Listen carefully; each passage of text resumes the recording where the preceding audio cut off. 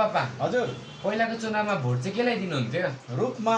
अनि घाममा अनि घन्टीमा अनि अहिलेको आउँदो फागुन 21 गते चाहिँ नि अब चाहिँ माटोमा अन्जना भएको माटोमा झ्याप्पै भयो बाटोको नेता हर्के सम्पाङ त ठिक छैन भन्छन् हौ सबैले गाली गर्छन्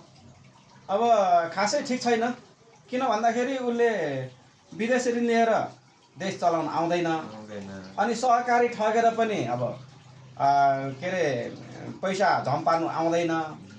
अनि अर्को कुरो चाहिँ नि उसले देशमा आन्दोलन गरेर सबै देशलाई जलाउनु नि आउँदैन अर्को पनि छ फेरि अर्को पनि छ के छ भन्दाखेरि न त यसपालि उमेरद्वारा छ नि उमेरद्वारालाई चाहिँ टन्नै करोडौँ पैसा लिएर चाहिँ नि उसले टिकट बेच्न नि आउँदैन खालि श्रमदान गरेर देश बनाउँछ भन्छ अनि श्रमदान गरेर देश बनाउनुलाई के जानेको छ र केही पनि आउँदैन उसलाई त्यसो भएको मलाई तैँले चाहिँ भोट के हाल्छस् त यसपालि मैले त माटोमै हाल्छु नि अरू के बुढोहरू चिन्दिनँ म हो र